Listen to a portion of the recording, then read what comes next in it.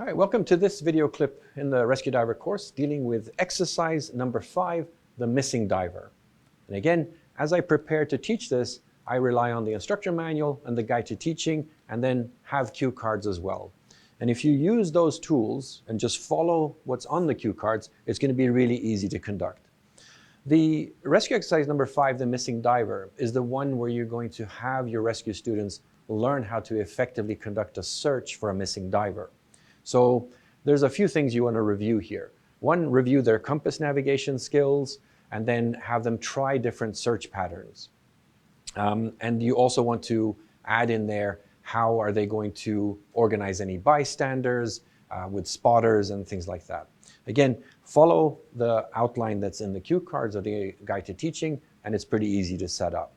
One thing to keep in mind is when you're doing the actual underwater searches, it's probably a good idea to use some kind of object for your rescue students to search for. Whether it's a large object or a small object is up to you. It depends a little bit on the bottom topography. But using an object instead of a real diver means that there's no exhaling bubbles or exhaust bubbles that give the location away, so that people can really focus on searching. This exercise, and you'll see that referenced in the instructor manual, the guide to teaching, and the cue cards, to make it really easy to teach and to help your students grasp the information, is you want to conduct this using dry workshops. So have them do dry runs of the different searches. And the way that you set that up is you find a largish space, whether it's inside a classroom like here, or outside in a car park, obviously no cars driving around, or a lawn, or on the beach even. Anywhere like that where you can let people walk through the search exercise, walk through the discussion of who's my spotter, who's the missing diver, do I have the equipment, and so on. So again, very easy to set up.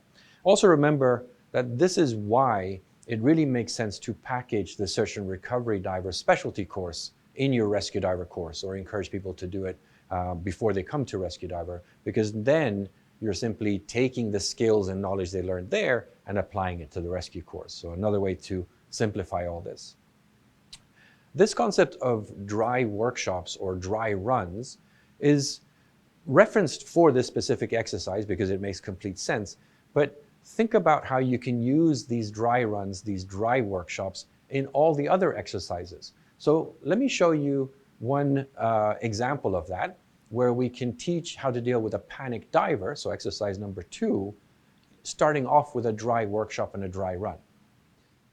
All right, so let's take a look at one of the exercises we'll be doing in open water later. It's the panic diver.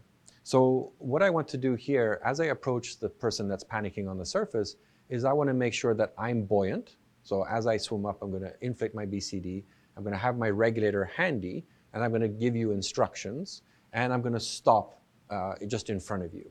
So as I do that, it would be something like this if you stay where you are.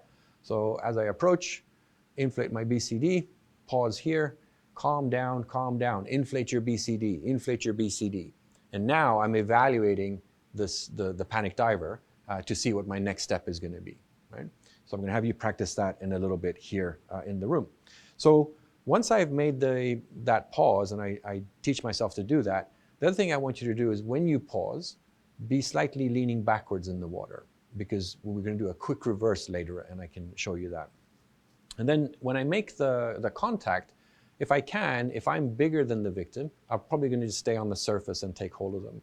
And one technique I can use is the arm pull. So as I approach, if you reach for me, I can grab that hand, you're lunging for me, and I'm going to spin you, and now I end up right behind you. I can knee cradle, and now I can reach over, inflate BCD. I can go here and drop weight belts, but I can also communicate with you. So it would look something like this maybe. So Carl, if you go ahead and panic a little bit.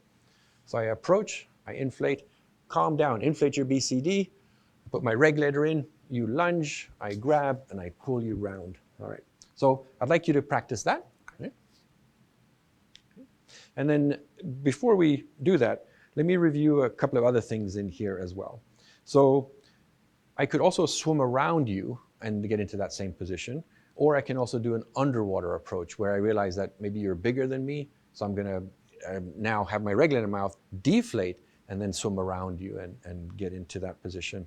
And then we also have a couple of different releases that we can practice. So for example, if you grab me by mistake, now you've got that grip. If I push down first and then pull rapidly, chances are he's going to release because I'm working against the strength of the thumb in there.